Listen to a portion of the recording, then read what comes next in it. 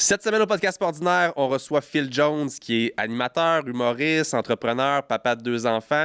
On a vraiment parlé de plusieurs choses avec Phil aujourd'hui, pour on a été plus en détail sur sa vie. Pour moi, j'ai toujours connu comme le comique des réseaux sociaux, mais c'est un gars très, très, très profond. Vécu une séparation, devenu papa monoparental 1 semaine sur 2. J'avais envie de savoir tout ça dans les envers du décor un peu, parce que moi-même, papa, je sais pas comment je pouvais envisager de pas avoir ma femme au quotidien, de pas voir mes enfants tous les jours. Bref, on a vraiment parlé de super sujets aujourd'hui. Bon épisode tout le monde.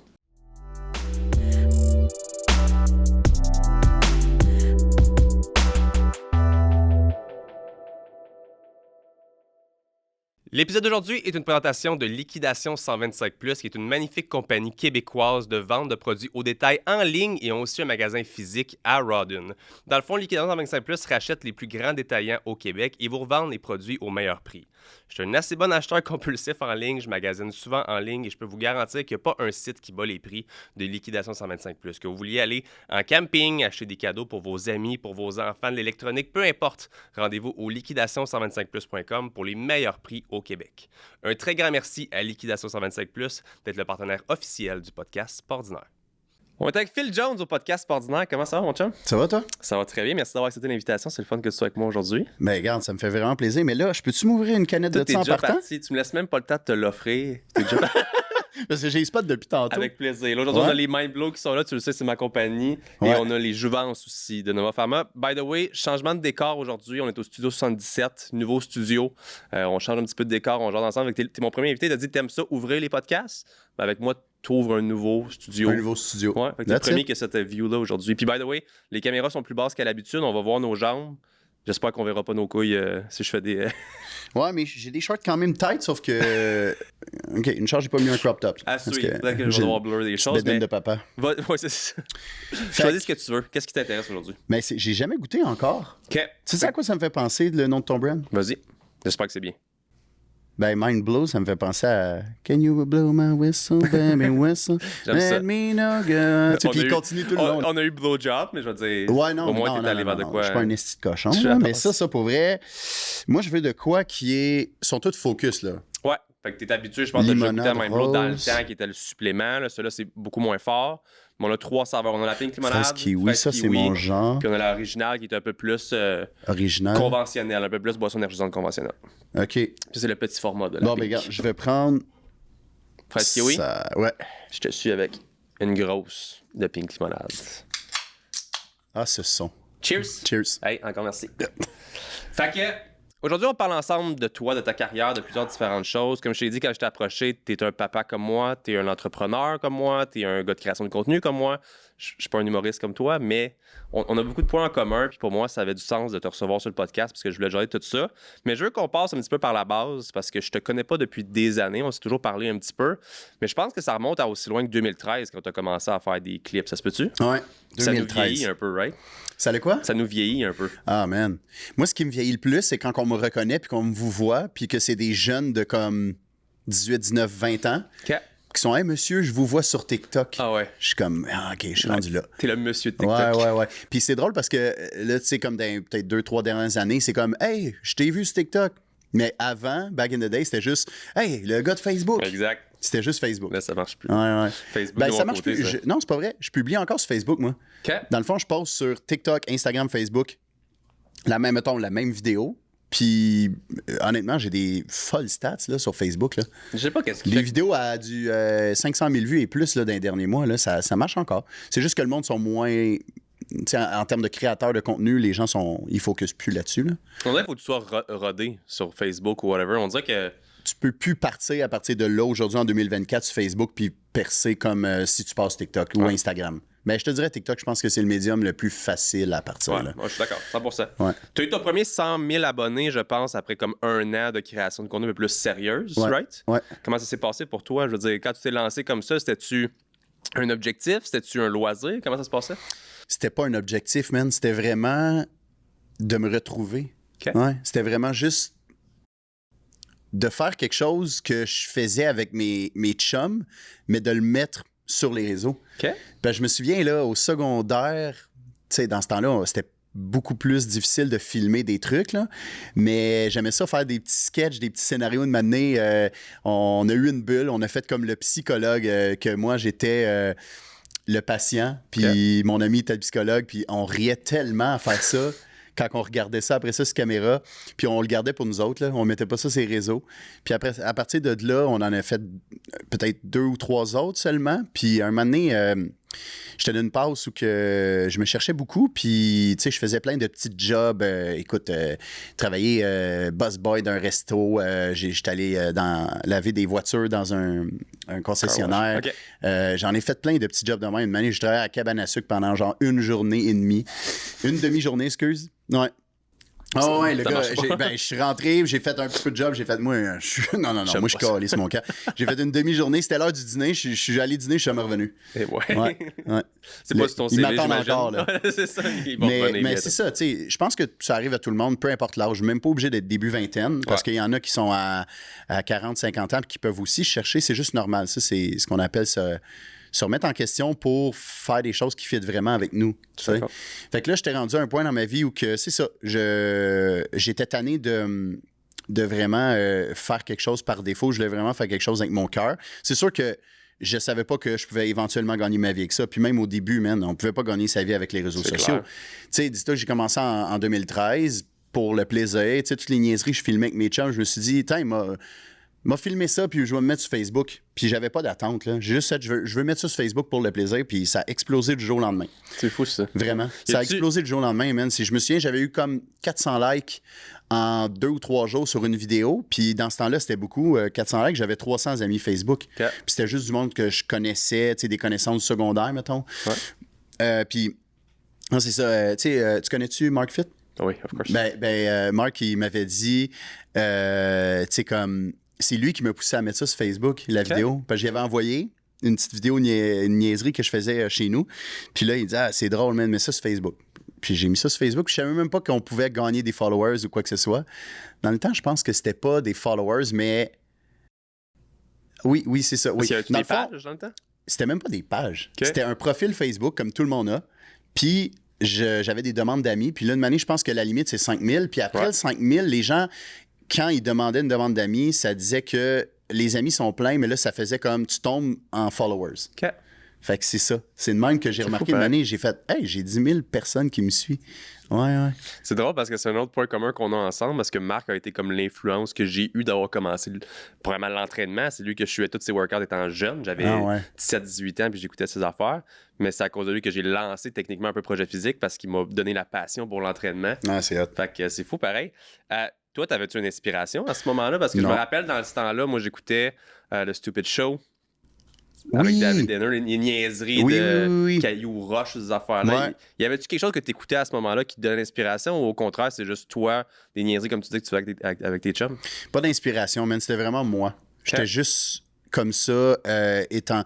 je viens juste d'avoir un souvenir qui me pop. J'avais peut-être... Man, j'étais jeune, là. J'avais peut-être 8 ans. Et mon oncle, il avait une caméra. Puis, tu sais, si j'avais 8 ans, je suis né en 89, c'était en 80. Je suis pas bon en calcul vite, en 97, ça. T'avais 8 ans, ouais, ça. Il y en a qui vont peut-être faire le bon calcul, vont dire, ben non, c'est pas ça. Mais, anyway, tu sais, comme des années 90, là, il fallait vraiment que tu aies une caméra comme un caméscope, là. Tu sais, là, genre le gros format carré. Puis, il nous avait demandé à moi et mon frère était plus jeune que ça, on a 3 ans de différence, il y avait genre 5-6 ans. Puis, on a fait un petit film que lui était le réalisateur, le producteur, puis il nous disait quoi dire, il nous disait quoi faire, puis on se posait juste pas de questions, on le faisait, puis on avait du fun. On faisait un petit film de même, puis je me souviens, c'est à partir de là que ça m'a comme donné le goût de faire ça. Ouais, j'avais vraiment aimé ça. Fait que l'épisode d'aujourd'hui est une présentation de Mindblow Energy, qui est une super compagnie québécoise de boissons énergisantes à base de nootropics, qui sont des ingrédients pour augmenter vos facultés cognitives. Donc, on parle de concentration, énergie, focus, bonne humeur, motivation. Une belle compagnie québécoise à découvrir. Et si vous voulez vous en procurer, rendez-vous au www.mindblowenergy.com avec le code PASORDINAIRE pour 10% de rabais. Bon épisode, tout le monde. Fait que c'est ça. Tu sais, c'est pas une inspiration quelconque, c'est vraiment juste, en fait, ça. Avec mon oncle, puis après ça, je me suis dit, hey, c'est moi, ça. J'aime ça faire ça. Ouais, puis veux pas, pour vrai, j'étais beaucoup en besoin de reconnaissance puis d'attention. Comme, même encore aujourd'hui, puis je m'en rends compte des fois. Avant, je m'en rendais pas compte. Maintenant, je suis comme, oh shit, là, je fais ça. Tu sais, mettons, j'ai rien à dire aujourd'hui. J'ai pas fait de story, rien. Puis je cherche à faire une story. Pourquoi je fais ça? Ben, j'ai besoin d'être vu, j'ai besoin d'être entendu, d'être reconnu. Ouais. C'est ça, c'est de l'ego, ça. Tu sais, on a besoin de reconnaissance, mais je peux très bien juste être inactif, puis ça changera pas le monde. Ouais. Il y a personne qui va faire comme, ah, il n'a pas été actif aujourd'hui. Personne. Tout le monde fait sa journée, tout le monde fait leurs affaires, même si t'es The Rock, là. Ouais. Personne va s'en rendre compte. Ça m'allume tellement une idée. Là, je t'en mentorat depuis une couple de temps. Puis j'ai tellement entendu comme tout le monde s'en calisse. Ouais. Tu sais, comme selon en ce moment, qu'est-ce qu'on fait comme podcast? Je veux dire, à moins que tu sois vraiment sur quelque chose que les gens trippent tellement qu'ils veulent toujours t'écouter, mais comme techniquement, je ne posterai pas la semaine prochaine, c'est possible que personne le voit jamais ou s'en rende compte ou whatever. Comme chacun a tellement une vie occupée que si tu es ta petite personne puis que tu penses qu'une autre personne qui est tellement intéressée à toi, il faut que tu baisses ton ego. Comme le monde sont trop occupés, il y a trop d'affaires qui se passent à gauche, à droite. Comme c'est plate à dire, mais tout le monde se calisse de toi. Ouais. C'est mais même moi, je me crise de toi. Là. Je sais même pas pourquoi je suis ici. Non, c'est pas vrai, y a pas de problème. Non, je t'aime beaucoup, pour vrai. Mais je pense que si tu calcules, mettons, en pourcentage, le monde qui care vraiment puis le monde qui care pas, si tu voyais ça sur papier, tu ferais « Oh, shit! » Ça fait mal. Oui. Il y a peut-être 1% des gens qui te follow qui care vraiment. Puis je suis généreux en disant 1%. 100%. Oui, il y en a qui sont abonnés parce qu'ils aiment ce que tu fais, mais comme, man, si tu joues au lendemain, exemple, moi j'ai déjà joué à la victime en faisant comme, je te donne une passe un petit peu plus difficile, là, une couple d'années après avoir commencé la création de contenu. J'étais sur ça, tu sais, j'avais besoin d'attention. Fait qu'une année, j'ai fait, moi, c'est fini. Moi, je lâche tout, non. Puis j'espérais donc que les gens fassent comme, non. Il y a peut-être 2 personnes sur toute mon audience qui ont fait ça, tu sais. Puis j'ai réalisé qu'au final, comme tu dis, nobody cares.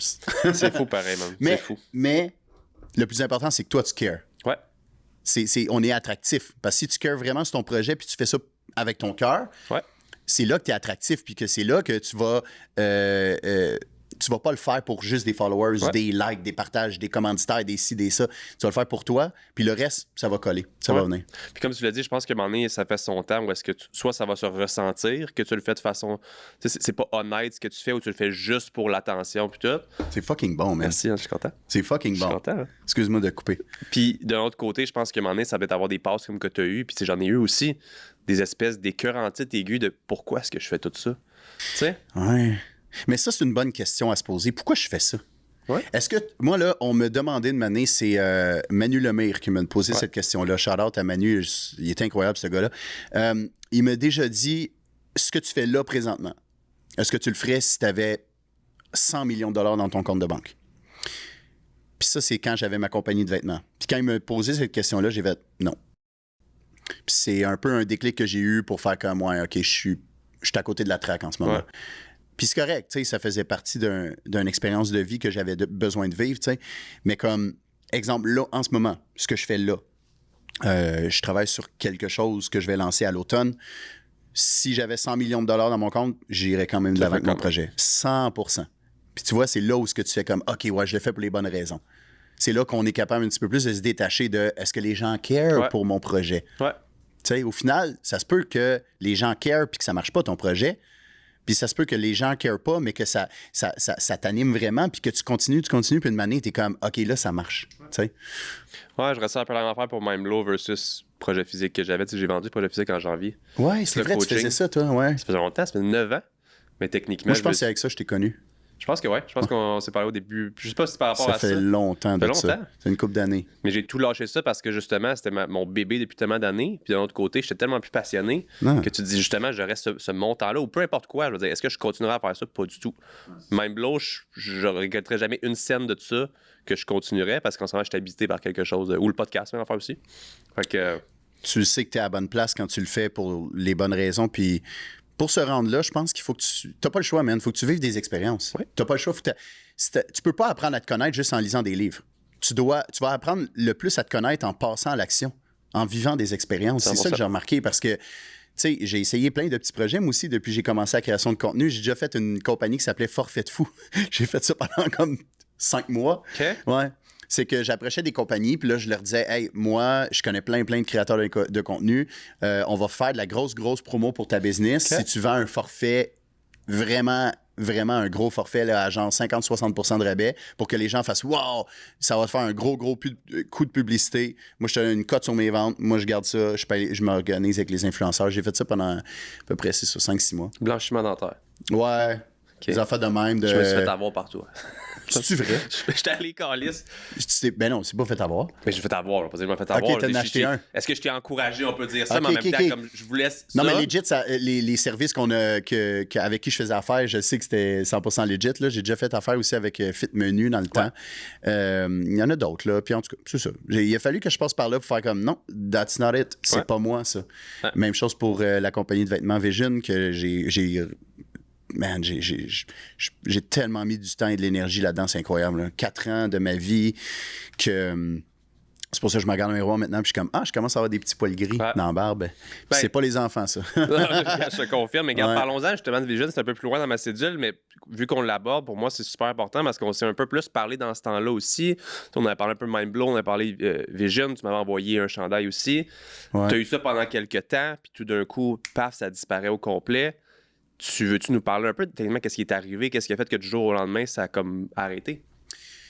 J'ai déjà... Je pense que j'ai été en surface un peu, puis j'ai dit aux gens publiquement, quand ça faisait déjà une couple de mois que j'avais fermé Vision, j'ai pas vendu, j'ai fermé. Okay. Moi, je voulais comme... J'étais tellement tanné, comme je te l'ai dit avant le podcast, moi, je suis tout ou rien dans la vie. Ouais. Soit que je suis vraiment all-in avec quelque chose, ou si je turn off, je suis complètement turn off, c'est fini. C'est parce que je suis beaucoup un gars de ressenti. Je suis un hypersensible. Fait que je le ressens quand il y a quelque chose que... Quand c'est fini, c'est vraiment fini. Fait que c'est ça. Je l'avais annoncé une couple de mois après que je fermais. Puis pourquoi? Le pourquoi, c'était juste parce que je m'étais planté financièrement parce que j'avais aucune structure. Ouais. Mais je m'étais juste jamais intéressé à ça. Moi, je suis pas fait pour ça. Ouais. Puis... Tout ce que je voulais, encore là, je pense que c'était de la reconnaissance. Puis c'était aussi un peu un échappatoire. Okay. Ça, je ne l'ai jamais dit. Je faisais de la création de contenu depuis déjà... Attends, j'ai commencé Vision en début 2019, à peu près de 2013 à fin 2018, là, un 5 ans où je faisais de la création de contenu, mais même en 2018, j'avais commencé à réduire le nombre de vidéos que je produisais par semaine ou même par mois. De beaucoup, là, tu sais. J'étais rendu beaucoup inactif parce que j'avais perdu mon estime de moi. Okay. Pas la passion de le faire, mais mon estime. Fait que je me racontais des histoires, man. J'étais vraiment en mode... non, je suis pas fait pour ça. Ben non, j'ai fait mon... Regarde, j'ai roulé ma bosse là-dedans, je suis rendu ailleurs. Fait que c'est ça. J'essayais de me convaincre que j'étais rendu ailleurs, puis j'essayais de me convaincre que j'étais un entrepreneur. Parce que moi, je voulais montrer aux gens que, check, je suis capable de partir de quelque chose à zéro, tout seul, puis par moi-même rendre ça fucking big. En termes de vente, ça fonctionnait vraiment bien. Okay. Je faisais beaucoup de ventes. Okay. Parce que j'utilisais mon réseau, qui est quand même un très gros réseau. Puis, je te dirais même, 90% des ventes de Vision en 4 ans, ça a été organique. Tu sais, j'essayais de faire de la pub et tout, puis d'atteindre des gens qui me connaissent pas, puis ça marchait pas. Okay. Les gens achetaient parce que c'était moi. Ouais. Puis c'était des gens qui étaient abonnés à moi, puis qui aiment non seulement la personne que je suis, mais le produit que j'offrais. C'est comme du merch Phil Jones. Oui, c'est ça, carrément. Au lieu de mettre ma face dessus, c'était quelque chose que j'avais concocté, puis que je me disais, ça fit bien avec moi. Puis, tu sais, même encore aujourd'hui, je trouve que ça fit bien avec moi, sauf que la business, moi, je connaissais rien là-dedans. Là. La business du vêtement, man, c'est... Tu sais, il y en a qui disent, hey, ça peut prendre 5 ans avant que ta business décolle, mais... Même 5 ans après, il y en a qui se mettent pas d'argent dans les poches. Là. Ouais. Tu sais, j'en connais des entrepreneurs qui n'ont pas eu le choix d'avoir une autre job puis de travailler quand même sur leur projet pendant des années. Ils payaient leurs employés, mais eux, ils travaillaient comme des malades sur leur business. Ouais. Puis en plus, leur travail. Puis leur business leur rapportait rien, là, tu sais. Je pense que c'est une business sur 2 n'y arrive pas en 5 ans. Puis une autre sur 2, dans le fond, la moitié de la moitié réussit pas 10 ans. Fait que tu te dis qu'au final, après 10 ans, il y a juste comme 25% des entreprises qui réussissent à vivre sans fermer ou faire faillite ou autre. Même là, je trouve que c'est beaucoup pareil. Ouais. J'étais sûr que c'était moins que ça. Parce que c'est très difficile de réussir là-dedans. C'est pas juste un following, faut que tu ailles. Faut que tu sois bien entouré. Ouais. Puis moi, j'étais tout seul, puis c'était mon ego. Je voulais tout faire par moi-même. Je voulais montrer que j'étais un workaholic. Je pense que j'ai essayé de faire ça pour comme montrer à mon père que j'étais capable de réussir dans la vie en faisant plus qu'une affaire. OK. Parce que j'ai souvent cherché à avoir la reconnaissance de mon père. OK. Ça, je m'en suis rendu compte plus tard, en vieillissant, mais je veux dire, dans les dernières années. Ouais. Puis tu sais, c'est ça. J'ai vraiment comme voulu lui montrer, voulu entendre un « Hey, je suis fier de toi », puis tout. Puis je dis pas qu'il me l'avait jamais dit, mais c'était comme tout le temps un besoin de reconnaissance intense, puis de validation, surtout venant de lui. Puis quand j'ai commencé ça, man, je te dis, je connaissais tellement rien, mais quand je dis je connaissais rien, n'importe quel fournisseur de vêtements aurait pu me crosser facilement, là, tu sais, puis me dire « Ah, c'est ça que ça te coûte ». Je posais même pas de questions. Moi, j'étais comme, c'est quoi, combien ça coûte? Let's go. Je prenais de l'argent dans mon compte de banque pour commencer le projet. Puis dans ce temps-là, man, j'avais vraiment de la misère à gagner ma vie, là. C'était tough financièrement, là. C'était vraiment tough, là. Puis j'étais quand même all-in dans ce projet-là. Puis vu que c'était tough financièrement, j'avais même pas d'autres revenus, moi, là. Okay. Fait qu'à chaque fois qu'il y avait des rentrées d'argent, je me payais un petit peu, je continuais à travailler là-dedans. Mais l'affaire, c'est ça. C'est que je me suis trop payé. Et non seulement trop payé, mais j'ai fait plein d'erreurs, plein de dépenses inutiles. Man, des erreurs à coût de 20 000, là, tu sais. Je suis sûr que tu es un businessman, tu es un entrepreneur, tu dois savoir c'est quoi. 100%. M'amener une commande au Pakistan que je pensais que ça allait être A1, la qualité de vêtements. Finalement, c'était vraiment, vraiment... Je ne pouvais même pas vendre ça. J'étais gêné même de le donner. Parce que j'étais comme, je veux pas attacher mon brand à de la qualité de vêtements médiocre comme ça. Ouais. J'y avais envoyé déjà, j'y avais fronté un 20 000. Puis là, une année, j'ai fait « Hey, tu peux-tu recommencer ça? Moi, je peux pas vendre ça. » Puis il était comme « Il n'y a pas question. » Puis en tout cas, la grosse affaire, je n'étais pas protégé. Je savais même pas qu'on pouvait passer par, mettons, une grosse compagnie pour être protégé. J'avais pas d'assurance, rien. J'étais juste « Bon, ben, I guess, c'est une expérience de vie. J'ai perdu 20 000 d'une shot. » Ben, je gère en même temps. Mais c'est ça, tu sais, j'ai juste fait... Je veux faire des ventes. J'arrivais avec des promos, man, de 50-60% de rabais pour faire le plus de ventes possible. Je faisais aucun calcul sur ma marge de profit, sur le cost, sur les taxes à mettre de côté, les impôts, les fournisseurs, la compagnie de transport. Man, les employés, le local, tout ça, c'est fou comment, au final, tu sais, exemple, une business, on va dire un chiffron qui génère 1 million par année, ils n'ont pas 1 million par année de profit, là. Pas du tout. C'est pas ça pantoute. Mais moi, j'étais comme, je voyais juste le chiffre dans le compte de banque de l'entreprise, puis j'avais jamais vu ça. J'étais dans 6 chiffres, puis j'étais comme, ah, OK, on achète un sofa, on achète une télé, on achète une nouvelle laveuse sécheuse, on achète ci, on achète ça. Hey, j'ai besoin d'un local, let's go, on prend un local. Combien le loyer? 4 000. OK, il n'y a pas de trouble. Pas aucun calcul. Puis le matin, ben, la réalité, elle m'a frappé, man. Les factures rentraient, puis là, j'étais comme, oh shit, mais où cet argent-là? Comme, qu'est-ce qui s'est passé? Je comprends pas. Hein? Fait que là, je tombais tout le temps en mode survie. J'étais toujours en mode vendre pour rattraper mes erreurs, mais je n'étais pas plus en structure. Jusqu'à temps que, man, pour vrai, je me suis brûlé, là, mentalement et physiquement. Et ça a été, honnêtement, un cadeau du ciel, tout ça. Parce que le fait que je me suis brûlé mentalement et physiquement de ça, j'ai pris un break, j'ai pris un mois de... touche plus à rien de Vision. Je m'en fous qu'on me court après. Là, ma santé est plus importante que des factures à payer. Ouais. Fait que j'ai pris un mois de break. Puis dans ce mois de break-là est arrivé quelque chose d'extraordinaire. C'est que j'ai reconnecté à ma créativité. J'ai reconnecté à mon estime de moi que j'avais perdu à la base. Fait que le burn-out a été une bénédiction, man. Parce qu'au final, le burn-out m'a ramené à qui je suis vraiment, me ramener à la reconnexion, me ramener au gars créatif qui aime faire rire les gens. Fait que tout ça fait son sens aujourd'hui. T'avais besoin de te planter. J'avais besoin de me planter, j'avais besoin de passer par là pour me ramener. C'est comme si la vie a fait comme, good, je te laisse aller, là. Vas-y, va te péter à gueule. Ouais. Mais genre, tu vas revenir me voir. Ouais. T'sais? Le petit gars à vélo, ton gars qui part à vélo, faut qu'il se plante, qu'il apprenne, faut que tu mettes ton pied. Ouais, exact. Ça. Fait que, honnêtement, je suis fier à 100% de tout ce que j'ai fait là-dedans. Man, je veux dire, ça m'a ramené à qui je suis, puis même plus aligné que jamais, là. C'est juste fou, là. Comme j'ai beaucoup appris à me connaître là-dedans. Puis aussi, non seulement ça, mais ça m'a permis de m'intéresser à mes propres finances. OK. Personnellement, moi, je recevais avant des lettres, des comptes à payer, puis j'ai laissé sur le comptoir pendant X nombre de temps, jusqu'à temps que je sois en retard, jusqu'à temps que ça affecte ma cote de crédit. Puis, tu sais, j'étais tout le temps en mode la tête dans le sable. Tu sais, en termes de ça, là, les finances, les factures à payer et tout, jusqu'à temps que je m'intéresse vraiment à mettre de l'ordre là-dedans, parce que j'avais pas le choix vraiment, parce que je me disais, là, je veux arrêter ça. C'est fini, Vision. Pour moi, c'est complètement fini. Je suis brûlé des deux bouts. Ça me tente plus.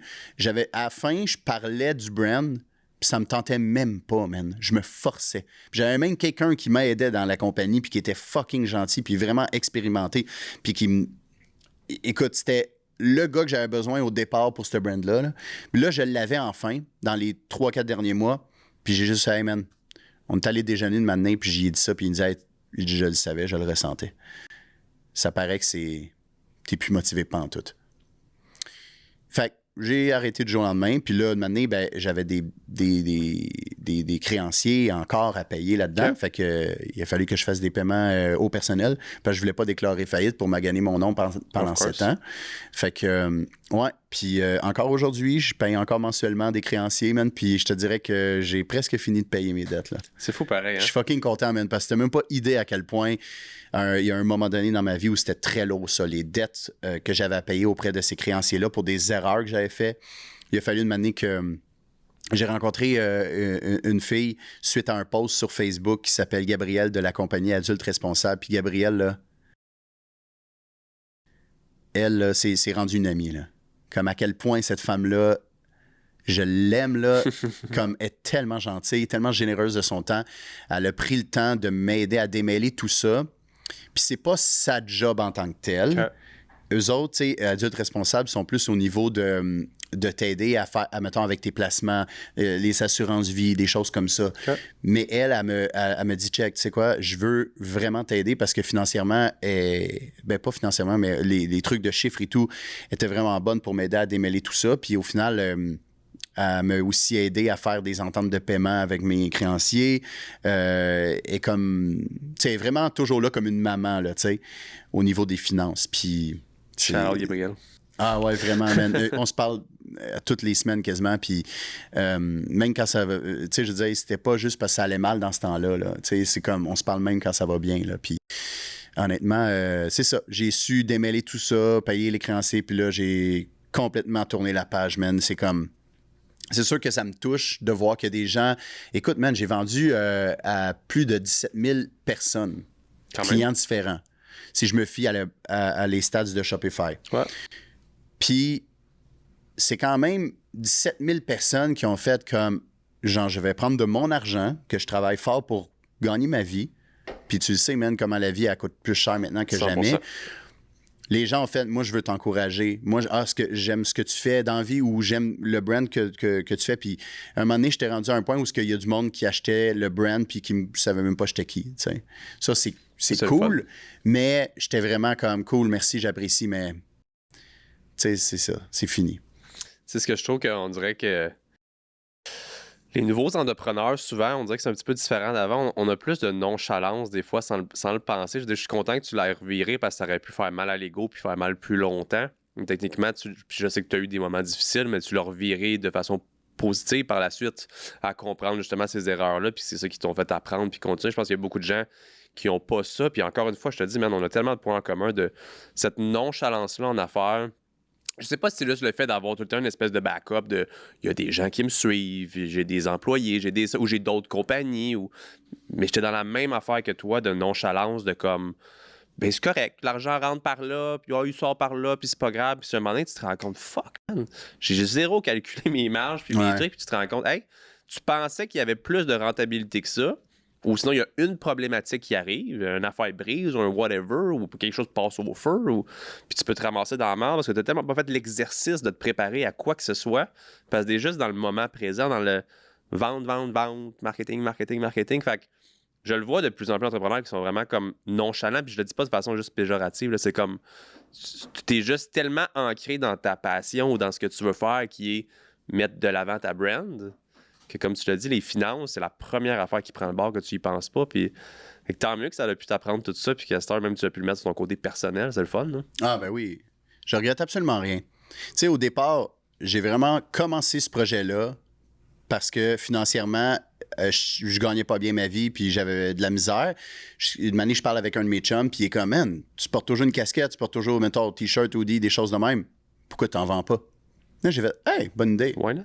Et là, j'ai commencé à travailler sur le concept de Vision, puis après ça, je suis arrivé, puis j'ai annoncé ça, puis et les gens, ils ont fait comme, ah, cool, j'embarque. Tu sais, ça a pas tout de suite explosé, mais, excuse, j'avais déjà des belles ventes dès le départ, puis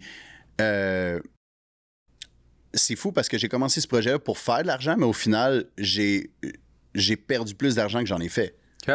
Mais oui. J'ai perdu beaucoup de... Ben, en fait, il n'y a rien de dettes. perdu. Comme c'est de l'expérience de vie, puis des fois, il faut l'apprendre comme ça. Puis j'ai même des gens qui m'ont demandé par après, comme qui voulaient se partir en affaires dans le monde du vêtement. T'es comme, moi, je veux me partir un brand de chandail. Gars, j'ai une idée, voici mon idée. Puis ils me montraient leur idée, puis tu peux-tu me donner des conseils? Puis j'étais comme, ouais, le meilleur conseil que je peux te donner, c'est tu le fais-tu pour les bonnes raisons. Ouais. Pourquoi tu fais ça? C'est bien. Ben, parce que c'est nice, man, tout. Ça a l'air bien marché, tes affaires. Non, non, pourquoi tu le fais? Pourquoi tu veux faire ça? Puis plus tu poses des questions, pourquoi? Mettons que la personne donne une réponse. Ben parce que moi, j'aime ça, ces chandails-là. OK, mais pourquoi t'aimes ça? Ah, mais peu importe sa réponse, à chaque fois que tu poses un pourquoi, de manière, tu vas tellement plus profond en toi, dans tes, dans tes questionnements, que tu arrives puis tu fais comme... Tu vas trouver ton pourquoi tu le fais.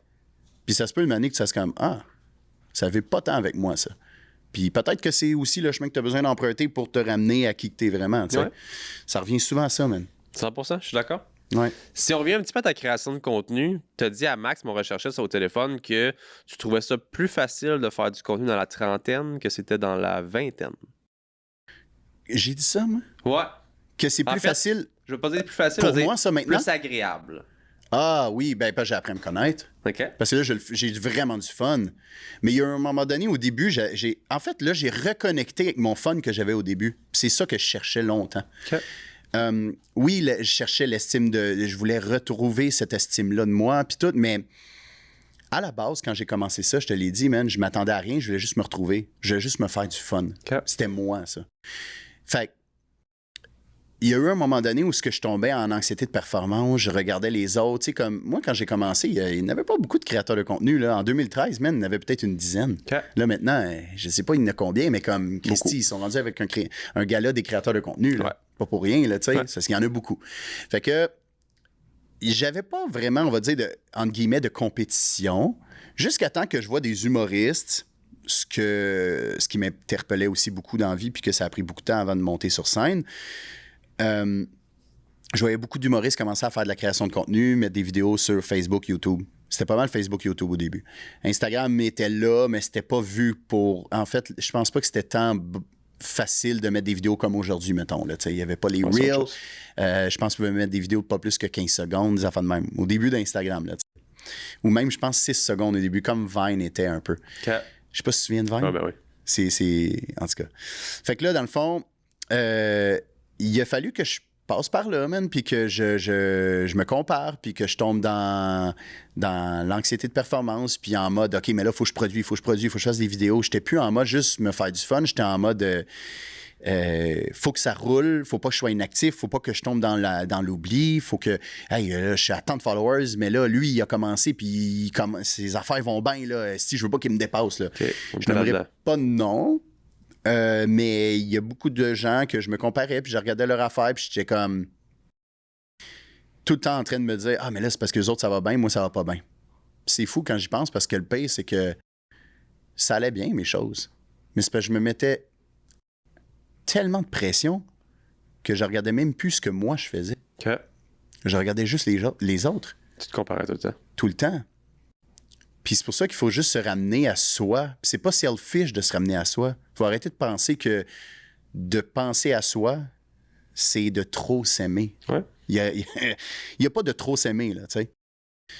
Fait que c'est ça. J'ai regardé beaucoup trop les autres, puis à un moment donné, ben, j'étais plus en mode je le fais pour avoir du fun. C'était juste en mode performance, puis c'est ça. Là, il est arrivé Vision pas long après. Puis là, je te dirais que depuis que j'ai fermé Vision, depuis que j'ai reconnecté à ma créativité, à mon essence pure, à moi, je suis bien, man, dans tout ça. Je le fais pour les bonnes raisons. J'ai beaucoup plus de créativité, j'ai beaucoup plus de clarté mentale, beaucoup plus de fun. Je te dirais que je sens que c'est quelque chose qui est la création de contenu qui va toujours être là, mais pas de la même façon tout le temps. Ouais. Ça va juste... En fait, ce que je veux montrer le plus maintenant, c'est le vrai moi. OK. Ouais. De plus en plus. C'est bien. Pas le vrai moi du genre ce que les gens s'attendent de moi ou ce que moi je pense que les gens s'attendent de moi. OK. Juste le vrai moi quand je suis avec mes chums. La meilleure version de toi, dans le fond. Ouais, ben la meilleure version de moi, je l'atteindrai pas. On peut pas l'atteindre en une vie. On a tellement de choses à vivre, on a tellement de choses à guérir. C'est juste impossible. On va arriver à la fin de nos jours, puis si on a fait que du développement personnel, puis jamais vraiment d'expérience de vie, puis à juste faire, moi je lis des livres, puis j'assiste à des conférences, Mané, tu vas faire, OK, j'ai passé à côté de ma vie. Hein. Ouais. J'ai juste fait connaissance, mais aucune pratique. Ouais. La meilleure chose pour apprendre, comme j'ai dit tantôt, c'est l'expérience. Ouais. T'as pas le choix. Faut que tu passes à l'action, tu essaies des choses, puis il faut arrêter d'avoir peur de se planter. Il faut juste essayer des choses. Comme je me suis fait tatouer sur le bras, c'est I never lose, either I win or I learn. Ouais. Et je perds jamais, soit je gagne, soit j'apprends. 100%. Mais c'est bien que tu aies appris ça dès maintenant parce que je veux dire, on est dans l'ère où est-ce que c'est le plus facile de se comparer, on s'entend. On va sur TikTok, puis j'en suis victime encore des fois. Tu vas sur TikTok, puis tu te compares constamment parce que là, c'est encore plus rapide qu'avant. C'est swipe, swipe, swipe, swipe, swipe. Tu vois une compagnie qui son vidéo, hey, il a donc bien l'air moins bon que ma vidéo, puis pourquoi il y a 100 millions de likes, puis de tout le temps de te comparer à voir d'autres personnes. Fait que tant mieux que tu as été capable de trouver ça. Puis des fois, c'est de se ramener à l'ordre à soi-même aussi, de dire, tu sais, des fois, je regarde des gars en business, puis c'est comme, hey, ils sont tout le temps partout, ils sont à Miami, ils sont en jet, ils sont en ça. Mais après ça, je pense à moi, puis maintenant, je pense à toi aussi. Nous, on a des enfants à la maison, on a quelque chose, en tout cas, je vais parler pour moi, qui est le why. Pourquoi je fais tout ça, tu sais? Est-ce que moi, dans mes intentions, je veux vraiment être ce gros gars-là, d'être partout, puis d'être ça? Ben, je pense pas. Je suis heureux dans ce que j'ai présentement. Fait que c'est là que c'est, faut que tu te ground un moment donné des fois, puis t'es comme, pourquoi tu fais tout ça? Puis il y en a qui n'ont pas cette chance-là, puis il y en a qui n'auront jamais d'enfants, puis il y en a que... Fait que je pense que d'être capable de, comme tu as dit, de se recentrer sur soi un petit peu des fois, d'oublier la comparaison tout le temps, puis de juste dire qu'est-ce que toi tu as, pourquoi tu fais tout ça, qu'est-ce qui toi t'amène du bonheur, c'est pas la même chose que les autres. T'as 2 enfants, là? 2 enfants. OK. Mettons que tes 2 enfants, ils se comparent en regardant les autres sur TikTok, qu'est-ce que tu leur dirais? T'as pas besoin de te comparer, pas du tout. T'es unique. C'est exactement le discours que j'aurais pour leur dire à quel point, à mes yeux, ils sont spéciaux puis qu'ils n'ont pas besoin de se comparer à personne d'autre. Mais est-ce que je suis capable de me faire la même remarque? Tu dois te dire ce speech-là à toi aussi. Ouais, c'est ça. Tu dois te le rappeler. Ouais. Chaque fois que tu te compares, c'est comme si tu tapes sur ton enfant intérieur. Puis que tu te fais du mal pour absolument rien. Ouais. Un enfant, là, tu le vois là, comment c'est, là, c'est pur. Là. Je les vois aller, mes gars, là, puis je suis comme, my God! On perd ça rapidement. C'est là. fou. Ils sont si purs, là. Ils voient n'importe qui dehors, ils sont comme... Je leur dis, « Hey, regarde le monsieur ou regarde la madame. Allô? » Ils disent « Allô? » Ils sont même pas dans le jugement de comme, j'ai-tu l'air cave si je dis « Allô? » tu sais. Même pas, c'est allô, puis ils sont contents, puis j'y montre, moi j'aime bien la lutte, j'y montre des entrées de lutteurs, tu sais, je montre pas les matchs de lutte tout de suite, là, parce qu'ils savent pas faire la différence entre le vrai et le faux, là. Même si je leur dis, c'est pas vrai, c'est un spectacle. Ouais, c'est ça. Et les autres, ils se tiraillent déjà assez, là. Fait que je leur montre des entrées de lutteurs, puis je le vois, les étincelles dans leurs yeux, man, quand ils voient le lutteur entrer avec une entrée spectaculaire, plein de feux d'artifice, plein de lumière. Puis là, ils me disent, papa, c'est qui ça? Puis là, je dis, c'est qui le lutteur? Puis là, ils sont comme, ah, OK, c'est lui. Puis là, ils connaissent la chanson. Puis là, je vois qu'ils sont... Ça, là, man, c'est merveilleux de voir ça. Là, je donne un exemple sur ça, mais ça peut être n'importe quoi d'autre. Des fois, on regardait le film de Mario. Ben, des fois, on l'écoutait peut-être 77 fois depuis qu'il est sorti, là. Le film de Mario Bros. J'ai hâte aux 2, là, mettons, là, parce que je l'ai vu le premier. Mais... mon plus vieux, ils ont 13 mois de différence. Quand je dis mon plus vieux, on dirait qu'ils sont quasiment à même âge. Noah James, qui a 3 ans, il me dit, des fois, il regarde la télé, puis là, il se revient vers moi, il fait « Papa, il dit, moi, je suis Mario, toi, t'es Bowser. » Puis là, il arrive, puis il commence à faire les sons, puis à sauter partout, puis c'est merveilleux, man. Ouais. C'est tellement beau, puis je dis pas que, hey, on est rendu adulte, faut retrouver ça nécessairement.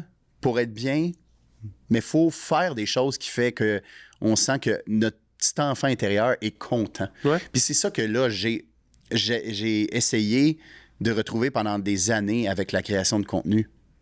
C'est vraiment le petit gars de 8 ans qui faisait un film avec son oncle puis son frère, que je savais pas trop ce que je faisais, mais je faisais juste être là, dans le moment présent, à me faire du fun, sans jugement. Ça, c'est pour ça que je me dis des fois, je me le rappelle, ces choses-là pour justement arrêter de me comparer. Parce que tu disais comme, ça va vite, man. TikTok, Instagram, peu importe quel média que tu consommes le plus, il y a tellement de place pour tout le monde maintenant que c'est plus facile de se comparer. Oui. Parce que, exemple, il n'y a pas personne qui est comme toi, copier-coller de toi, autant physiquement que la personnalité, que tout ton vécu, là, puis qui s'appelle Sam Baudry, puis qu'il y a cette compagnie, la compagnie Mindblow, puis qu'il y a son podcast, comme pas ordinaire. Oui, exact. Ouais. Mais c'est ça, tu sais, comme, faut se ramener à ça des fois. Puis je te dis ça, puis même moi, ça me prend, des fois, OK, arrête ça, là. Parce que si je regardais les affaires de quelqu'un de manière, j'étais comme, OK, ouais, hey, ça pogne ces affaires, tu sais. Là, c'est comme, hey, OK, cool, tant mieux pour lui. Oui. Mais moi aussi, ça va bien. Ouais. Puis même si ça irait pas bien, je me concentre sur moi pour que ça aille bien. Ouais, 100%. Ouais. C'est l'heure du segment Shop Santé aujourd'hui pour discuter des questions du public. Fait qu'à chaque semaine, je reçois les questions du public. Fait qu'on va regarder ça ensemble. Cette semaine, le produit qu'on présente pour Shop Santé, c'est les jouvences. As-tu essayé les jouvences? Non. C'est des produits de Nova Pharma, dans le fond, qui sont des canettes, un petit peu comme Mindblow, mais de collagène. Fait qu'ils ont 5 saveurs, je pense, ou 6. Puis c'est vraiment cool parce que moi, je suis parti un petit peu sur une mode mocktail ces temps-ci. J'ai essayé d'arrêter de boire un petit peu, pas que j'avais des problèmes, mais juste j'ai mis ça de côté un peu.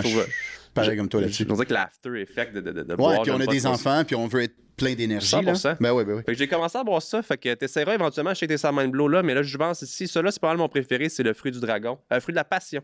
Lotus, c'est fruit de la passion, je me suis trompé. Okay. Mais super bon, disponible dans toutes les shops santé. Fait que comme à chaque semaine, je demande au public de nous poser des questions. J'ai Sarah de Blainville. OK, j'avais envie qu'on aborde ça, mais j'ai laissé Sarah poser la question. Ouais. Comment est-ce que toi, tu vis la garde partagée avec tes 2 enfants en même temps? J'ai vu... On va parler de mon côté. J'ai vu tes vidéos dernièrement quand tu disais que tu n'avais pas encore fait les chambres des enfants. Ça m'a comme touché, man, en même temps, parce que ça, je te disais avant le podcast, on est 2 papas, on a du vécu très similaire. J'ai mes 2 enfants, ma femme est là. Des fois, je suis comme, esti, comment que j'y arriverais, ça serait pas là. Surtout en voulant travailler comme que je travaille, puis tout ça. Comment toi, tu deals avec tout ça? Ben, comme n'importe quel changement, au début, ça fait peur. C'est difficile, c'est inconfortable. Je te cacherai pas que, man, les premières semaines que j'étais vraiment déménagé, là, parce que quand on était en séparation, mais que je me cherchais à un autre endroit où habiter, c'était pas la même réalité que dès que là, t'es comme, OK, là, on est séparés pour vrai. Là. Ouais. J'ai mon chez moi, elle a son chez elle, on fait une garde partagée. J'ai braillé beaucoup. J'en ai vécu de la grosse peine. Puis c'était pas le couple, parce que j'avais déjà commencé à faire mon deuil depuis le mois de novembre. Pour te mettre un peu en perspective avec les dates, on s'est séparés en janvier, mais moi, je suis déménagé le 1er février 2024. Fait qu'en novembre 2023, là, fin de l'année 2023, c'est là que j'ai entamé les discussions sur la séparation. Puis que là, elle me disait, hey, on est à la même place. Puis elle aussi, elle était comme... On voulait prendre des chemins séparés. On s'entendait super bien là-dessus et tout. Fait que ça n'a pas été... Honnêtement, en termes de séparation de couple, ça n'a pas été difficile. Parce que ça faisait déjà des semaines ou des mois que je me préparais à ça, puis que dès qu'on s'en est parlé, on commençait à faire notre deuil. Puis je pense que, là, j'aime pas parler pour les gens, mais je pense que pour elle aussi, ça n'a pas été trop difficile, le couple qui se sépare, mais la vie familiale. Ouais. Parce qu'elle me l'a dit, puis j'ai dit, c'est le deuil de la vie familiale, moi, qui me rentre le plus dedans. C'est sûr que de ne pas voir ses enfants tous les jours, c'est triste, c'est plate pour n'importe qui. Sauf que quand tes parents célibataires, puis que sont... Moi, mes enfants ont 13 mois de différence, sont rapprochés, ils ont 2-3 ans. Quand j'ai mon 2 jours tout seul ou mon 3 jours, je le prends le break. C'est pas méchant, là, mais comme... j'aime m'ennuyer. Ah ouais, c'est Tu correct. sais, c'est pas le fun de s'ennuyer sur le moment, mais comme quand j'y revois, je suis comme tellement content. Je suis plus patient. Je suis plus dans le moment présent avec Ouais. eux. Je passe du temps de qualité plus que jamais. Et le plus important, c'est que je suis heureux. Je suis heureux parce que j'ai appris à vivre mes émotions. Et à pas les cacher, même devant mes enfants, des fois je pleurais, puis là ils me regardaient, puis ils comprennent pas à cet âge-là, puis je leur dis, ah papa il vit des émotions, puis c'est correct, faut que je les vive, il faut que je les extériorise, et éventuellement ils vont être sortis, puis ça va mieux aller, tu sais, c'est correct. Puis tu sais, c'est ça, quand qu'un moment donné, tu vis tes émotions, tu les extériorises, ben le nuage il est passé, puis là tu vois un petit peu plus le soleil, puis tu te sens mieux, puis tu commences à t'habituer à ce nouveau mode de vie-là. Mais au début, c'est ça. Comme je te disais, c'est inconfortable, puis c'est challengeant. Mais au final, je me suis toujours dit, j'aime mieux que mes enfants voient deux parents heureux séparés que malheureux ensemble. 100%. Puis c'était ça dans les derniers mois avec mon ex. On n'était pas bien ensemble. On n'était juste pas sur la même longueur d'onde. Puis au final, honnêtement, aujourd'hui, on est tellement des bons amis. Ça, c'est le fun. Mais tellement. Ça, là, c'est vraiment le fun. je suis juste, tu sais, elle me parle de ses affaires, si elle a rencontré un gars ou pas. Moi, j'y parle de mes affaires, si j'ai rencontré une fille.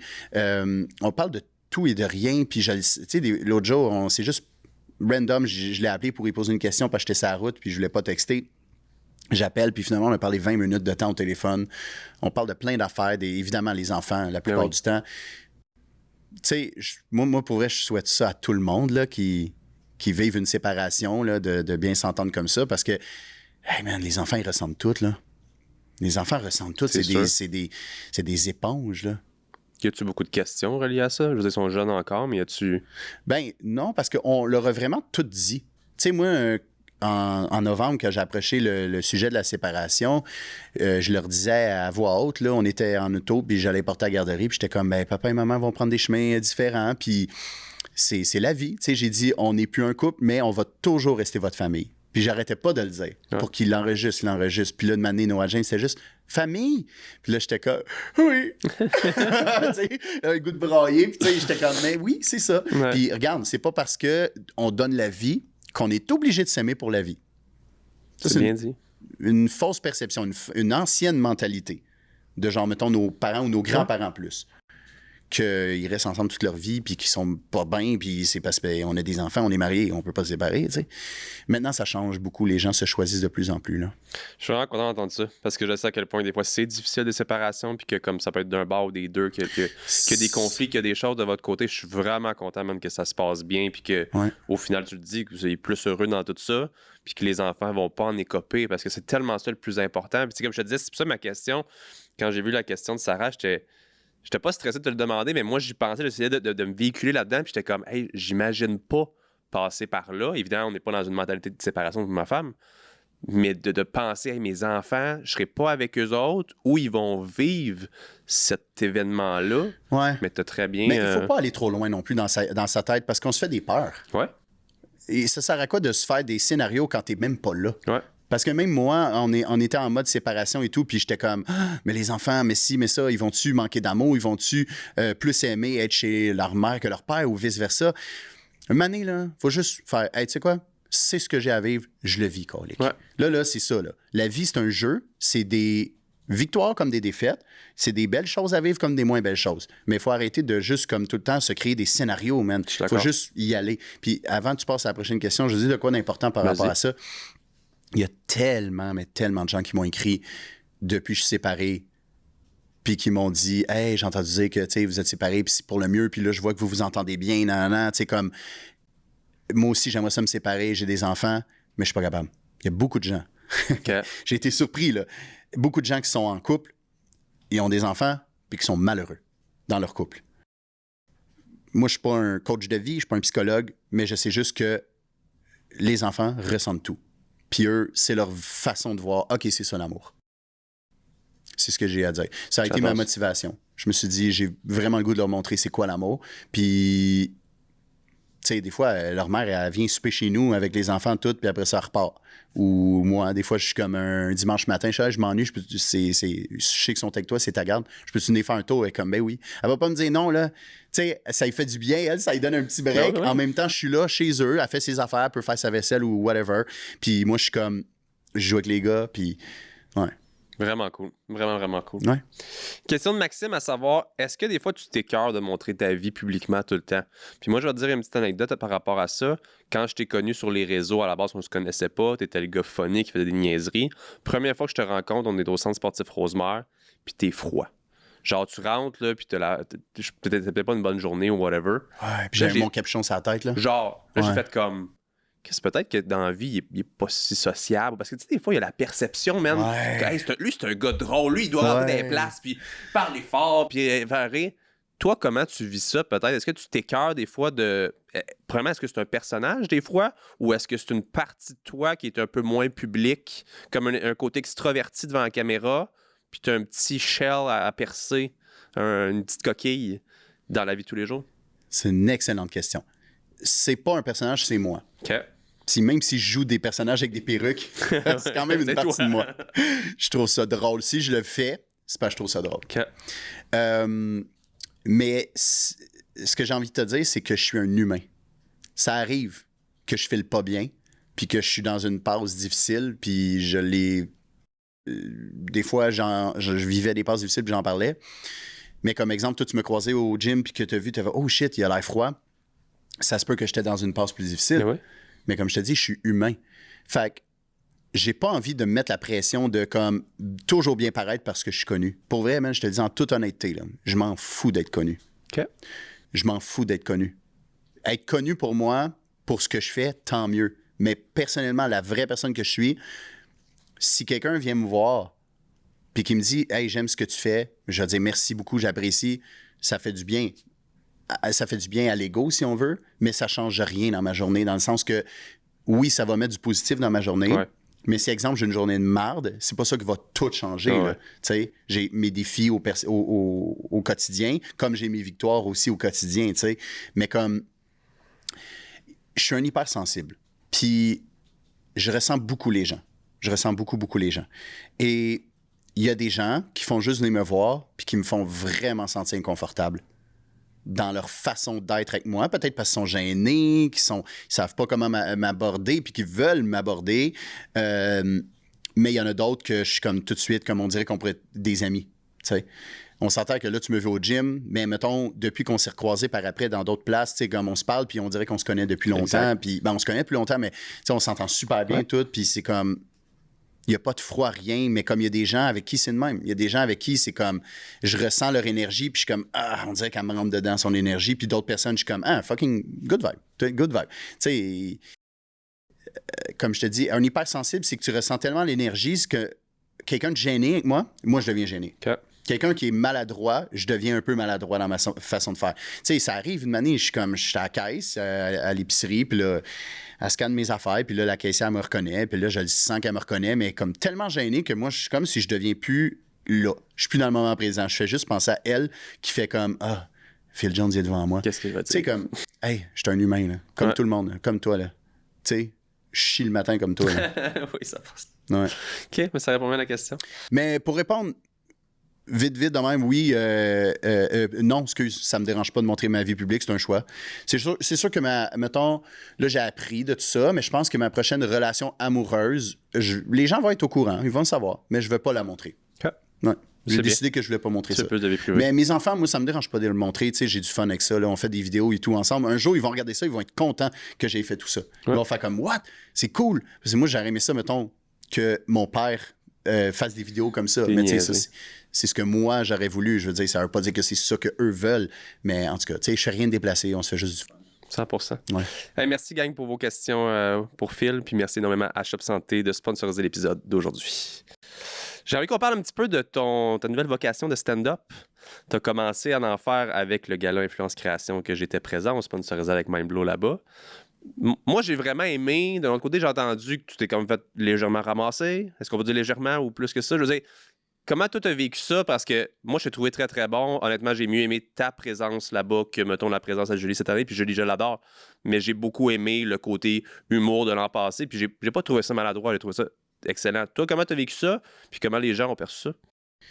Écoute, c'était pour moi le plus gros stress de toute ma vie. OK. Tu sais, dis-toi que avant qu'on me propose ça, En fait, ça a été peut-être une proposition directe. Ça a été, hey, on aimerait ça te tente-tu d'être dans le comité des juges pour le premier gala des créateurs de contenu? Okay. Là, j'ai fait, ouais. Là, j'ai dit, avez-vous un animateur? Ils m'ont dit, non, mais on regarde ça. Là, j'ai fait, je me propose. Ils ont fait, hey, c'est une bonne idée. Parce que ça fait très bien. Tu sais, t'es là depuis le début de la création de contenu, si on veut, au Québec. Ouais. Dans les débuts. Et ça fait très bien. Ouais, bonne idée, gars, on te revient. Ils me reviennent la journée même. Hey, go, on veut que tu animes. Puis là, j'ai commencé à faire shit. Fuck, que j'ai fait là. Qu'est-ce que j'ai fait là? Parce que pour moi, animer sur scène ou faire un stand-up sur scène, c'était ce que je voulais faire depuis tellement longtemps, même avant ma création de contenu. Avant, je commence en 2013, je me voyais sur scène. Je faisais des rêves de ça. Puis ça a toujours été ma plus grande peur. Mais ça a l'air que ma question de tantôt, à savoir, devant la caméra, des fois, on est super à l'aise. Ouais. Devant une foule de personnes, man, c'est une complète game différente. Ouais. Non, c'est vraiment pas la même game, man. Oh, non. C'est ma zone de confort là, derrière la caméra, comme ben des créateurs de contenu. Devant un public, là, maintenant, je suis vraiment confortable, là, parce que je suis embarqué sur scène une 50aine de fois depuis le gala. Nice. Mais là, on parle du... Quand on me proposait ça, en fait, quand je me suis proposé, puis qu'ils ont accepté, j'étais jamais embarqué sur scène de ma vie. Jamais. Et je suis arrivé, puis j'ai proposé ça, puis il y allait avoir 700 personnes. Ouais. Là, on parle pas de comme, ça te tente-tu de venir faire un stand-up devant 30 personnes à un vieux bar à Sainte-Thérèse? Non. C'est dans un gala super médiatisé qui avait genre beaucoup d'attentes. Ouais. Les gens avaient vraiment des attentes. T'es comme, ouais, les influenceurs, good, vous faites ça? Montre-moi donc ce que vous faites. Ouais. Let's go. Ah, Phil Jones, OK, t'es suivi, ça fait des années, tu fais des vidéos, tout, OK, t'as percé là-dedans, good. Fais-moi rire maintenant sur scène. Let's go, montre-moi ça. Quelle mauvaise idée d'avoir fait ça de cette façon-là. Mais regarde, encore une fois, ça fait partie de mon parcours, man. Il a fallu que je vive ça pour réaliser que il faut y aller plus doux. C'est tous les humoristes qui ont vu ce gars-là puis à qui j'ai parlé, ils m'ont dit, man, t'es un malade. C'était ton premier stand-up. Tu sais, un premier stand-up, d'habitude, les humoristes font ça dans des petits bars pas connus, là. Ou des fois, même au bordel, il y en a qui vont au gang show tout là, pour leur première fois. Ouais. Puis même gang show, c'est vu comme c'est vu quand même gros si tu veux faire ton premier stand-up. Ouais. Juste une petite pause au podcast aujourd'hui pour remercier notre sponsor du jour qui se trouve à être beaverbet.net, qui est un site web canadien fait pour les Canadiens de casinos en ligne et de paris sportifs en tout genre. Sur BeaverBet, vous allez pouvoir retrouver l'ensemble des jeux les plus populaires des plus grands casinos au monde. On parle de la roulette, on parle du blackjack, on parle d'une tonne de jeux dans lesquels vous allez pouvoir jouer contre différentes personnes à travers le monde. Comme vous pouvez voir, c'est pas la quantité de jeux qui manque sur ce site web. Vous allez également pouvoir faire vos bets sportifs sur l'ensemble des sports que vous aimez le plus. Soccer, tennis, basketball, le hockey, volleyball. Il y a vraiment de tous les goûts sur BeaverBet. Vous allez pouvoir faire vos paris sportifs directement sur la plateforme.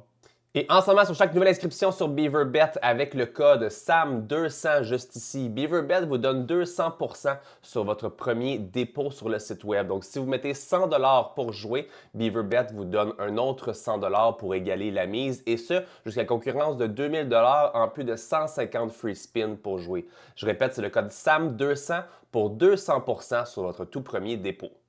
Donc, si vous voulez tenter l'expérience et obtenir votre bonus de signature dès aujourd'hui, je vous mets le lien dans la description de ce podcast. Allez voir qu'est-ce que BeaverBet peut faire pour vous. On vous rappelle évidemment de jouer de façon responsable et que si vous avez des problèmes avec le jeu, vous pouvez aller sur le site web aidejeu.ca et appeler gratuitement le 1-800-461-0140.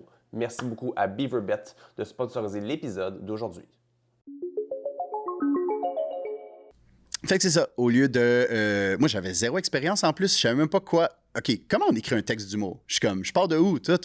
Et là, je parlais avec la production, puis une année, on en est venu à « Hey, oui, ça serait une bonne idée que tu roses des influenceurs, tu sais, ça serait comique. » Là, je suis comme « Ouais, c'est bon, bonne idée. » Mais moi, je suis comme « C'est pas mon rôle, ça, dans la vie. Je rose pas les gens. C'est pas moi à faire ça. » Mais quand même, tu sais, j'étais comme hey, « C'est une bonne idée, je trouve ça drôle. » En fait, je pense que l'idée est venue de roaster des influenceurs parce que j'ai fait un gag sur Olivier Primo qui m'est venu vraiment vite. Là. Ça a été spontané. On était en meeting, j'ai pitché ça, ils ont trouvé ça drôle. Ils ont fait hey, c'est une bonne ligne directive. sais, va là-dedans. On part avec ça. Ouais. Fait que là, j'écris mon texte, puis je me prépare vraiment beaucoup d'avance, là, pour un 5 minutes de stand-up avant d'animer. Parce que, tu sais, dis-toi, moi, j'ouvre le gala, je fais mon 5 minutes de stand-up, et après, j'anime pour toute la soirée. Mais moi, mon focus, c'était juste mon 5 minutes de stand-up. Là. Okay. C'était vraiment pour moi, je veux que ce soit bon, je veux être bon, je veux... toutes les peurs qui m'ont retenu à foncer vers le stand-up, là, c'est justement la peur de me faire juger, la peur d'oublier mon texte, la peur d'être, je l'ai dit, jugé, critiqué, la peur d'échouer. Man, j'étais tellement dans mes peurs, je n'ai même pas idée. Un mois avant le gala, j'étais invivable. Invivable. Okay. Je ne veux plus jamais ressentir cette anxiété-là, cette angoisse-là, ce stress-là de ma vie. C'était invivable comment j'étais tout le temps dans ma tête.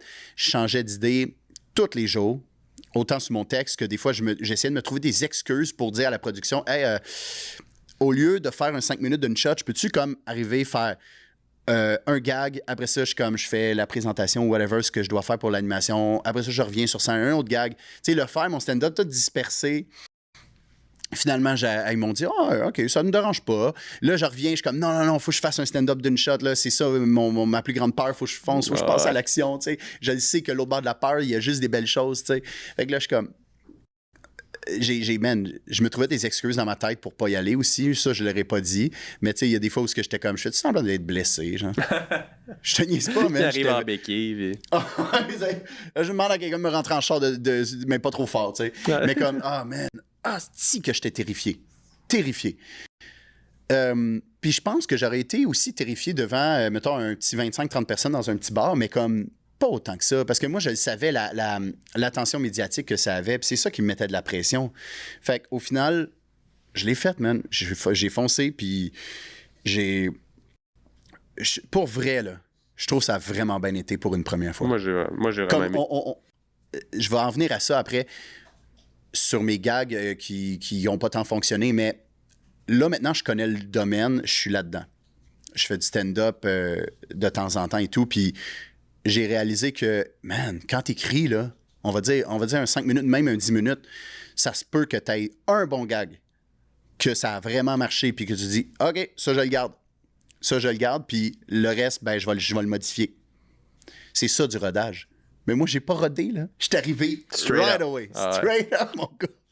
Puis j'avais fucking peur, là, tu sais. Puis devant 700 personnes, un peu... pas hautaine, mais tu sais, du monde qui... Des fois, il y en a qui ont un peu d'ego. On est suivis, on est les influenceurs, on est ça. Moi, je voyais les égos là-bas, là, je te jure. Moi, j'ai spot, hein. Je te l'ai dit, je suis un hypersensible. Je suis vraiment comme... Je le vois, là, les égos, là. Tu sais, des fois... Il y a beaucoup d'ego là-bas. Il y avait beaucoup d'ego. Puis c'est correct, tu sais. C'est beaucoup des gens à la recherche de reconnaissance. Puis on attire des gens à nous comme on est. Parce que je suis aussi là-dedans. Puis c'est pour ça que il y a des... En fait, les triggers qu'on a, c'est souvent parce qu'il y a quelque chose chez cette personne-là qui nous dérange en nous, mais qu'on n'est pas capable de s'avouer. Puis au final, j'ai fait mon stand-up. Il y a eu 2 bons gags.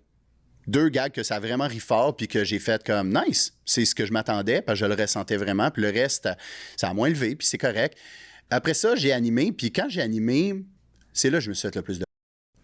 Parce que j'étais plus dans mon texte. Puis j'avais brisé la glace du stand-up. Je me sentais léger. Je me souviens même qu'après avoir fini mon stand-up, j'ai fait un genre de « yes ». Tu sais, comme un peu si tu fais un but au hockey, là.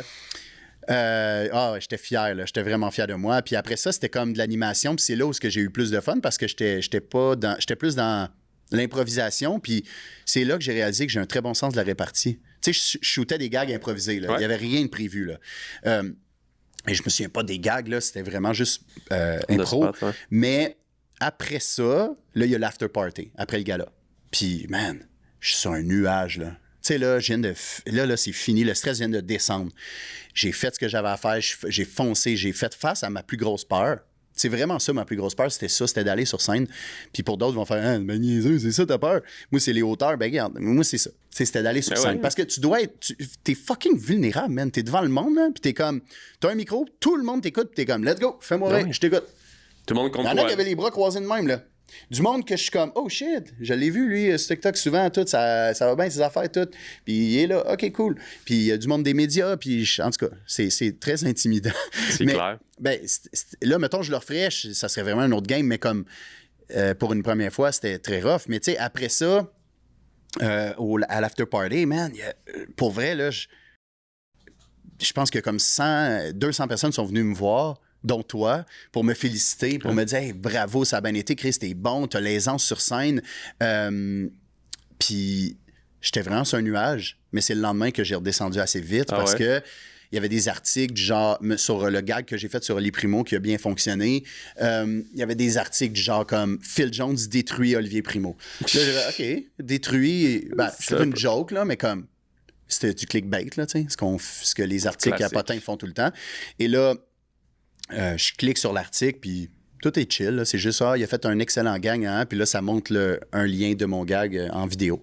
Puis après ça, c'est que là où j'ai été vraiment détruit, man, et ça m'a fait vraiment beaucoup mal, c'est les commentaires sous les articles. Okay. Sur Facebook, surtout. Le classique. Il y en avait aussi TikTok, Instagram, mais Facebook, là, tabarnak, il y en a du monde avec pas de photo de profil avec son hater. Pierre, là, qui s'en va tous les articles de télé avec son troc en photo de profil, là, puis... Tu sais, moi... J'ai l'estime fragile, je l'avoue.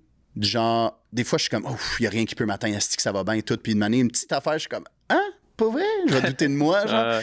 Ouais, c'est du travail que je fais encore, mais comme je suis humain, comme j'ai dit tantôt, puis c'est ça. Les commentaires Facebook, man, ils m'ont rentré dedans. Il y en avait des savages en esti. Ouais, vraiment. Puis il y en avait aussi des YouTubers que eux, ils étaient même pas invités au gala, puis qui regardaient ça, puis ils étaient là, bon, let's go, on va regarder ça, puis ils regardaient ça en streaming, puis qu'ils chattaient avec leur gang en même temps, puis je regardais leurs réactions, puis c'était rough en crise, man. Ouf. C'était rough de voir ça, là, de faire comme, mais il est donc bien pas drôle, pourquoi il fait ça? Non, ta gueule! Le monde me disait ça de même. Je le voyais en vidéo, là j'étais comme... C'était ma plus grande peur, justement, pour ça. Puis c'est inévitable. Il fallait que je le vive pareil, man. Ouais, je pense que je me suis quand même fait critiquer, je me suis quand même fait juger, je vais pas dire planter, c'est pas le bon terme, parce que pour moi, c'est pas ça se planter. Mais Chris, man, tout ce que j'ai voulu éviter pendant une dizaine d'années, c'est inévitable. Fallait quand même que je fasse face à ça. Fait que, ouais, voilà mon expérience du gala. Mais aujourd'hui, là, je suis comme, man, c'est différent. Tu sais, je te dirais que j'apprends à me connaître sur scène, je trouve différentes stratégies parce que je me rends compte que j'aime pas tant la structure d'un texte. J'aime beaucoup ça dévier puis parler avec la foule. Fait que, ouais, je suis en train de me trouver là-dedans. Mais la scène, définitivement, est devant des gens, là, j'ai plus peur pantoute. Même que je suis excité, là. Tant mieux. Non, je me sens moi, là, tu sais, de plus en plus. Finissons justement avec ça ensemble par rapport à si on pense à qu'est-ce qui s'en vient pour toi dans les futurs mois, futures années. Là, je veux dire, tu te concentres beaucoup plus là-dessus. Est-ce qu'au final, le ultimate goal, c'est avoir ton show, c'est quoi l'objectif que Phil Jones a? Hey man, pour vrai, j'en ai plus qu'un. J'en ai vraiment plus qu'un. J'ai envie de toujours rester dans ce qui me passionne. Okay. Que la scène va toujours être là. La création de contenu va toujours être là. Un one-man show, définitivement, je vais trouver ma façon de faire. Mais c'est sûr que ce ne sera pas un texte par cœur. Okay. Ça va être quelque chose qui va être beaucoup interaction avec le public. Tu sais, un peu Sugar Sammy, là. Ouais. Je suis pas rendu là, puis c'est pas pressant. J'ai 34 ans, j'ai tout mon temps pour tout faire. Je suis même pas à moitié de ma vie, là. Ouais. Moi, je dis toujours, je vais mourir à 100 ans. Une année, je vais me lever un matin, je vais faire bonne fête 100 ans, puis tard, je vais crever. 100, c'est un bon chiffre. Okay. Mais j'étais un perfectionniste, fait que j'aime ça, les chiffrons. Mais c'est ça. Je te dirais que je peux pas trop parler en ce moment sur quoi je travaille. Ouais, c'est correct. C'est ça, c'est plate, se faire dire ça comme réponse, mais je vais toujours rester dans le domaine. Définitivement, j'aimerais ça un jour animer à la radio. Okay. J'aimerais ça animer à la télé. Je vais continuer dans la création de contenu, l'humour sur scène, tout ça. Là, je suis... Ah ouais, ben il y a un projet qui est comme... Ben, je ne vais pas dire qu'il est par rapport à ce que je suis, parce que si tu me connais, tu vas faire « Ouais, ça fait du sens », mais j'aimerais ça écrire un livre un jour. OK, ça fait du sens. Je dis un jour parce que je vais le ressentir quand je vais être... Puis ça, c'est pas une peur de faire « je veux repousser ça à plus tard », c'est juste vraiment... En ce moment, ça m'appelle pas là, mais je sais qu'un jour, je vais ressentir l'appel. C'est comme si le big picture, je le vois, puis je sais que ça va faire partie. Mais c'est le fun de te voir comme ça, à quel point, c'est justement... En ligne, c'est souvent l'humour, c'est drôle, c'est les personnages que tu joues, comme tu dis, la perruque et ça. Mais t'es un gars avec beaucoup plus de profondeur qu'on arrive à te parler, puis que t'as énormément de vécu, mais tu as énormément d'apprentissage qui emmène à la personne que tu es aujourd'hui aussi. Fait que c'est le fun. Puis je pense qu'un livre, encore là, c'est ton livre. Là. Je te dirais jamais comment écrire ton livre, mais je pense que ça pourrait bien refléter cette profondeur-là.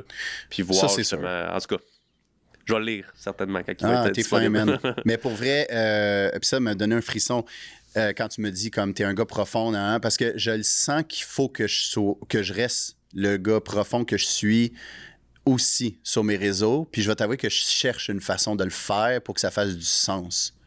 Ouais.